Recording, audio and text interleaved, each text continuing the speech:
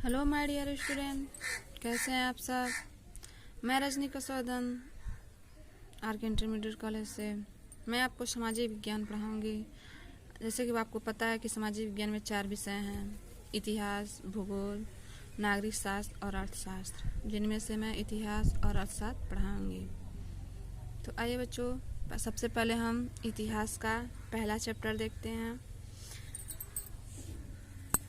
High school का इतिहास का पहला चैप्टर है यूरोप में राष्ट्रवाद का उदय। क्या है? यूरोप में राष्ट्रवाद का उदय, कि किस तरीके से यूरोप में राष्ट्रवाद का उदय होता है। सबसे पहले हम राष्ट्रवाद को जानेंगे कि राष्ट्रवाद होता क्या है। राष्ट्रवाद करा कि किसी भी राष्ट्र के सदस्यों में एक साझा पहचान को बढ़ावा देने वाली विचारधारा को राष्ट्रवाद कहा जाता है। किसे कहा जाता है? कि किसी भी राष्ट्र में जहां सदस्यों में एक साझा पहचान होता है। क्या होता है? साझा पहचान, जिसमें सभी लोग मिलजुल करके एक पहचान को धारण कर सके, उसी विचारधारा को हम राष्ट्रवाद कहते हैं। और राष्ट्रवाद की भावना को जड़ जमाने के लिए उसे राष्ट्रीय ध्वज, राष्ट्रीय प्रतीक, राष्ट्रगान आदि की महत्वपूर्ण भूमिका होती है। जैसे हमारा खुद का, जैसे भारत का ले लीजिए, तो हमारा क्या है? राष्ट्रीय झंडा तिरंगा है, फिर राष्ट्रीय प्रतीक है सत्यमेव जयते हमारा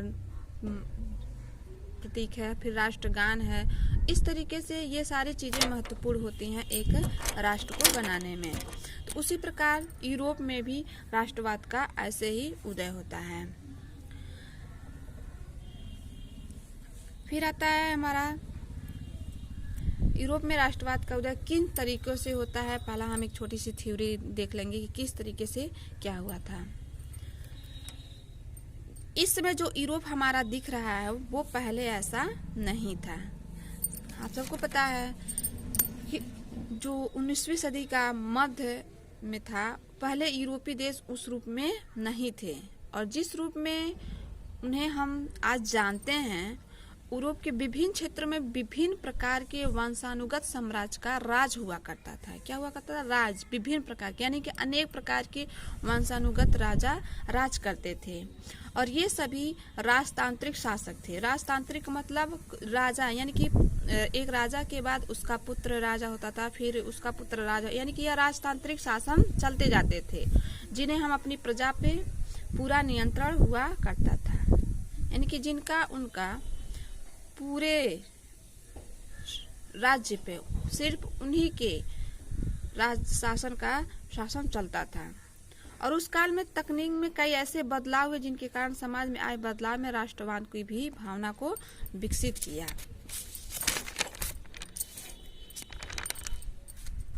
और ऐसे ही धीरे धीरे राष्ट्रवाद का जन्म होता गया। और सन 1789 में शुरू होने की फ्रांस की क्रांति के साथ ही नए राष्ट्रों के निर्माण की भी प्रतिक्रिया शुरू हो गई। लेकिन इस नई विचारधारा की जड़ जमाने में लगभग 100 साल लग गए, और इसकी परिणति के रूप में फ्रांस का एक प्रजातांत्रिक देश के रूप में गठन हुआ। प्रजातांत्रिक देश के रूप, यानी कि प्रजा के द्वारा। और यही सिलसिला यूरोप के अन्य भागों में भी चलने लगा। धीरे धीरे यह क्रांति फ्रांस में हुई, और जब फ्रांस में प्रजातांत्रिक देश का गठन हो गया, तो फिर धीरे धीरे यह यूरोप ने भी जन्म ले लिया, और कई भागों में यह चलने लगा। फिर 20वीं सदी की शुरुआत आते आते विश्व के कई भागों में आधुनिक प्रजातांत्रिक व्यवस्था की स्थापना होने लगी, और इस तरीके से यूरोप में भी राष्ट्रवाद का उदय होने लगा। तो अब आइए हम चैप्टर वाइज देखते हैं कि किस तरीके से क्या होता है। आपके सामने एक दृश्य दिखाया गया है, एक दृश्य दिखाया गया है। आपको यह एक लगता होगा कि फिर एक ऐसा दृश्य है। तो अभी जब हम पढ़ेंगे तो इस दृश्य के बारे में हमको अच्छी तरीके से जानकारी मिल जाएगी। आइए अब चैप्टर शुरू करते हैं।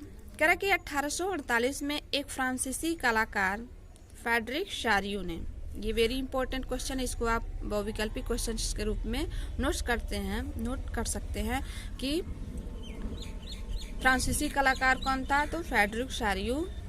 उसके बाद से किस सन में? तो 1848 में। उसने कितने चित्रों की व्याख्या की? तो 4 चित्रों की। करा कि 1848 में एक फ्रांसीसी कलाकार फ्रेडरिक शारियू ने 4 चित्रों की एक श्रृंखला बनाई। इनमें अब उसने सपनों का एक संसार रचा जो उसके शब्दों में जनतांत्रिक और सामाजिक गणतंत्रों से मिलकर के बना हुआ था। जनतांत्रिक यानी कि जनता के द्वारा, और सामाजिक गणतंत्र यानी कि समाज में जो उसके समूह उसके आसपास थे उन्हीं को मिलकर के यह सपना रचा हुआ था। इस श्रृंखला के पहले चित्र देखें। अब हम चित्र को अच्छे तरीके से जानेंगे। पहले चित्र को देखें, क्या कह रहा है कि यूरोप और अमेरिका के लोग दिखाए गए हैं। यानी कि इस चित्र में यूरोप और अमेरिका के लोग दिखाए गए हैं। सभी उम्र और सामाजिक वर्गों के स्त्री पुरुष एक लंबी कतार में स्वतंत्रता की प्रतिमा, या तो आप मूर्ति भी रख सकते हैं या कोई प्रतिबिंब भी रख सकते हैं, स्वतंत्रता की प्रतिमा की वंदना करते हुए जा रहे हैं।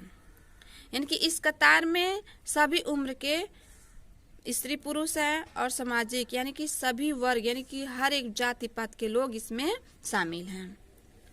कारण कि ये आपको याद होगा कि फ्रांसीसी क्रांति के दौरान कलाकार स्वतंत्रता को महिला का रूप प्रदान किया करते थे। यानी कि जब फ्रांसीसी क्रांति हुई थी तो उस समय जो कलाकार थे यानी कि हर चीज की स्वतंत्रता मिलती है तो उसे पहले अपने राष्ट्र को एक संबोधित के रूप में जानने के लिए हम किसी का रूप देते हैं कि ये रूप रहेगा तो हमारा सामाजिक स्वतंत्रता उसमें मिलेगी, और यही स्वतंत्रता हमें आगे चल के एक रूप जैसे हमारे देश में भारत माता मिला है, भारत माता की प्रतिमा मिली है, उसी प्रकार फ्रांस में भी एक महिला का रूप प्रदान किया गया था। यहाँ भी आप ज्ञानोदय की मसाल को पहचान सकते हैं जो इसके एक हाथ में है। यानी कि जो इसके एक हाथ में झंडे स्वरूप ज्ञान उदय यानी कि ज्ञान का उदय, झंडे स्वरूप जो ज्ञान का उदय देने वाला उसके एक हाथ में है, और दूसरे हाथ में मनुष्य के अधिकारों की घोषणा पत्र है। घोषणा पत्र यानी कि जिसमें उसके अधिकारों का वर्णन किया गया एक पत्र। प्रतिमा के सामने जमीन पर निरंकुश संस्थानों के ध्वज अवशेष बिखरे हुए हैं। यानी कि इस चित्र में प्रतिमा यानी कि यह मूर्ति दिखाई गई, इसी को प्रतिमा कहा गया, और उसके सामने जो निरंकुश का यहाँ पे दिया गया है कि निरंकुशवाद यानी कि निरंकुश संस्था यानी कि ऐसी सरकार या शासन व्यवस्था जिनकी सत्ता पर किसी प्रकार का कोई अंकुश नहीं होता। सत्ता पर किसी यानी कि ऐसी सरकार या शासन व्यवस्था जिनकी सत्ता पर किसी प्रकार का कोई अंकुश नहीं होता है, और इतिहास में ऐसी राजशाही सरकारों को निरंकुश सरकार कहा जाता है जो अंततः केंद्रीय सैन्य बल पर आधारित और दमनकारी सरकारें होती है। यानी कि वह संस्था पे यानी कि प्रजा पे जैसे चाहे वैसे राज कर सकती है, उनका कोई रोक छोक नहीं होता है। फिर आइए आगे हम देखते हैं क्या कह रहा है। शारियू के कल्पनादर्श यूटोपिया में यानी कि कल्पनादर्श यानी कि जो शारियू ने अपना चित्र बनाया था उसको हम कल्पनादर्श कहा गया, और फिर इसी को क्या कहा गया, यूटोपिया के नाम से जाना जाता है। में दुनिया के लोग अलग राष्ट्रों के समूहों में बटे हुए हैं और जिनकी पहचान उनके कपड़ों और राष्ट्रीय पोशाक से होती है। यानी कि दुनिया में अलग अलग समूहों में बटे हुए थे और उन समूहों की पहचान उनके कपड़ों और राष्ट्रीय पोशाक से जाना जाता है। जैसे हमारे यहाँ भारत में 28 राज्य हैं और 28 राज्यों में हम देखते हैं कि अलग अलग पहनावे, अलग अलग पहचान होती है, अलग अलग बोलियां होती है, और इसी से हम जान जाते हैं कि यह किन देश के लोग, किस राज्य के लोग हैं या फिर किस देश के लोग हैं। तो उसी प्रकार वहाँ पे यूरोप में भी वहाँ पे उनकी पहचान कपड़ों और राष्ट्रीय पोशाक से की जाती थी। फिर आगे है स्वतंत्रता की मूर्ति से कहीं आगे, यानी कि स्वतंत्रता की मूर्ति से कहीं आगे इस जुलूस का नेतृत्व कर रहे हैं संयुक्त राज्य अमेरिका और स्विट्जरलैंड, जो अब तक राष्ट्र राज्य बन चुके हैं, और फ्रांस जो क्रांतिकारी तिरंगे से पहचाना जा सकता है। यानी कि चित्र में दिखाया गया है जो क्रांतिकारी तिरंगे लिए हुए हैं यह फ्रांस के लोग हैं। प्रतिमा के पास यानी कि यहाँ पे जो प्रतिमा के पास पहुंचे हुए लोग हैं उनकी जर्मनी के लोग हैं, ये कैसे पहचाने जाएंगे या नेक्स्ट पेज में देखेंगे।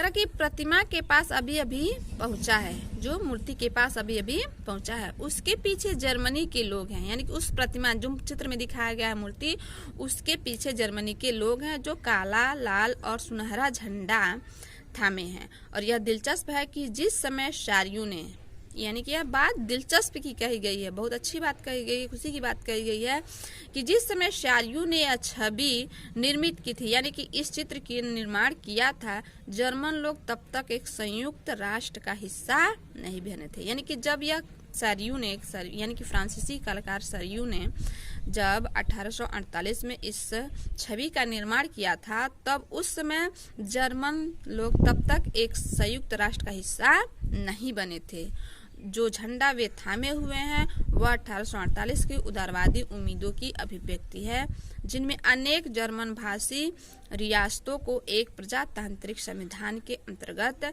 एक राष्ट्र राज्य में गठित करने की चाह थी। जर्मन लोग के बाद ऑस्ट्रिया, यानी कि जर्मन लोगों के बाद इसमें और कई देश शामिल हैं। ऑस्ट्रिया, 2 सिसिलियों की राजशाही, Lombardy, Poland, England, Ireland, Hungary और रूस के लोग थे। फिर देखिए उसी चित्र में फिर हम देखेंगे कि ऊपर स्वर्ग यानी कि जो आसमान में चित्र में दिखाए गए लोग हैं, ईसा मसीह, संत और फरिश्ते इस दृश्य पर अपनी नजरें जमाए, यानी कि ऊपर से इस दृश्य को वो लोग देख रहे हैं। चित्रकार ने उनका इस्तेमाल दुनिया के राष्ट्रों के बीच भाईचारे के प्रतीक के रूप में किया है। करा है कि चित्रकार ने इसका इस्तेमाल दुनिया के, यानी कि पूरे विश्व के राष्ट्रों के बीच भाईचारे के प्रतीक के रूप में किया है। यानी कि उसका मानना है कि जो ये चित्र मैं बना रहा हूँ, या जो राष्ट्रीयवाद की भावना है, यह पूरे विश्व में एक भाई के रूप में हमारे सामने रहे। फिर कह रहा है कि इस अध्याय में ऐसे कई विषय उठाए जाएंगे, यानी कि अब इस पूरे चैप्टर की बात कर रहा है कि इस अध्याय में कई ऐसे विषय उठाए जाएंगे जिनकी काल्पनिक अभिव्यक्ति शार्यू ने चित्रवन में की थी। 19वीं सदी के दौरान राष्ट्रवाद एक ऐसी ताकत बनकर उभरा जिसने पूरे यूरोप के राजनीतिक और मानसिक जगत में भारी परिवर्तन ला दिए, और इन परिवर्तनों के अंततः यूरोप के बहुराष्ट्रीय वंशी साम्राज्यों के स्थान पे बहुराष्ट्रीय, यानी कि बहुराष्ट्रीय वंशीय, यानी वही प्रजातंत्र वाली साम्राज्यों के स्थान पे राष्ट्र राज्य का उदय हो गया, यानी कि जो राजतंत्र था अब वह प्रजातंत्र के रूप में बन गया। यूरोप में लंबे समय से एक ऐसे आधुनिक राज्य की गतिविधियां और विचार विकसित हो रहे थे जिसने स्पष्ट रूप से परिभाषित क्षेत्र पे प्रभुसत्ता एक केंद्रीय शक्ति थी। लेकिन राष्ट्र राज्य में न केवल उसके शासकों बल्कि उसके अधिकांश नागरिकों में एक साझा भाव और साझा इतिहास या विरासत की भावना थी। राष्ट्र राज्य में साझा, यानी कि सभी लोग, सभी नागरिक एकजुट होकर के एक पहचान के रूप में सामने आया। साझेपन की यह भावना अंततः काल से नहीं थी, यानी कि यह शुरू से नहीं थी। यह संघर्षों और नेताओं तथा आम लोगों की सरगर्मियों से निर्मित हुई थी, और यह अध्याय इन विविध प्रक्रियाओं पर प्रकाश डालेगा जिनके तहत 19वीं सदी के यूरोप में राष्ट्र राज्य और राष्ट्रवाद का अस्तित्व में आएगा। यानी कि अब हम इसे कई रूप में खंडों में करके पढ़ेंगे। इधर देखिए क्या दिया हुआ है, अनस्टर्न रेनन राष्ट्र क्या है, यानी कि अनस्टर्न रेनन के रूप में राष्ट्रवाद क्या था। करें कि फ्रांसीसी दार्शनिक अस्टर्न रेनन, यानी कि 1823 से 92 ने 1882 में शाम्बान विश्वविद्यालय में दिए गए व्याख्यान में राष्ट्र की अपनी समझ को प्रस्तुत किया, और बाद में यह व्याख्यान एक प्रसिद्ध निबंध के रूप में छपा जिसका शीर्षक था क्विस्ट वन नेशन, यानी कि राष्ट्र क्या है। और इस निबंध में रेनन अन्य लोगों द्वारा प्रस्तावित इस विचार की आलोचना करता है कि राष्ट्र समान भाषा, नस्ल, धर्म या क्षेत्र से बनता है। यहाँ पे इन्होंने राष्ट्र क्या है उसके बारे में बताया है। एक राष्ट्र लंबे प्रयासों, त्याग और निष्ठा का चरम बिंदु होता है। शौर्य वीरता से युक्त अतीत, महान पुरुषों के नाम और गौरव, यह वह सामाजिक पूंजी है जिस पर एक राष्ट्रीय विचार आधारित किया जाता है। अतीत में समान गौरव का होना, वर्तमान में एक समान इच्छा संकल्प का होना, साथ मिलकर महान काम करना और आगे ऐसे काम और करने की इच्छा, एक जन समूह होने की, यह सब जरूरी शर्तें हैं। यानी कि राष्ट्र को समझाया है कि किस तरीके से हम एक हो, अगर हम एक रहें तभी हमारे राष्ट्र का उदय हो सकता है, राष्ट्र का निर्माण हो सकता है। अतः राष्ट्र एक बड़ी और व्यापक एकता है। उसका अस्तित्व रोज होने वाला जनमत संग्रह है, प्रांतः उसके निवासी है। अगर सलाह लिए जाने का किसी का अधिकार है तो वह निवासी ही है। किसी देश का विलय करने या किसी देश पर उसकी इच्छा के विरुद्ध कब्जा जमाए रखने में एक राष्ट्र की वास्तव में कोई दिलचस्पी होती नहीं। राष्ट्रों का अस्तित्व में होना एक अच्छी बात है, बल्कि यह एक जरूरत थी और उनका होना स्वतंत्रता की गारंटी है। और अगर दुनिया में केवल एक कानून और उसका केवल एक मालिक होता तो स्वतंत्रता का लोप हो जाएगा। कहने का मतलब यह है कि अगर दुनिया में सिर्फ किसी भी देश या राज्य में केवल एक मालिक हो तो वहाँ पे स्वतंत्रता नहीं रहेगी। इसीलिए प्रजातांत्रिक राज्य बनाए गए हैं। यहाँ पे एक नया शब्द दिया हुआ है, देखिए, जनमत संग्रह। यानी कि जनमत संग्रह का अर्थ क्या होता है? यानी कि एक प्रत्यक्ष मतदान जिसके जरिए एक क्षेत्र के सभी लोगों से एक प्रस्ताव को स्वीकार या अस्वीकार करने के लिए पूछा जाता है। जैसे हमारे यहाँ चुनाव होता है, वही जनमत संग्रह होता है। ये इन चुनाव के माध्यम से हम लोगों के राय पूछते हैं कि आप किसको चुनाव में मत दे रहे हैं, और इसी के जरिए एक प्रजातांत्रिक राज्य का गठन होता है। तो ये पहले चैप्टर का पार्ट 1 था। दूसरा पार्ट हम दूसरे दिन देखेंगे, कल देखेंगे। तो पहले आप इसमें जो भी बताया गया है, जो क्वेश्चन इम्पोर्टेंट है, उसे नोट कर लीजिएगा और बाकी कल हम दूसरे पार्ट में पढ़ेंगे। धन्यवाद।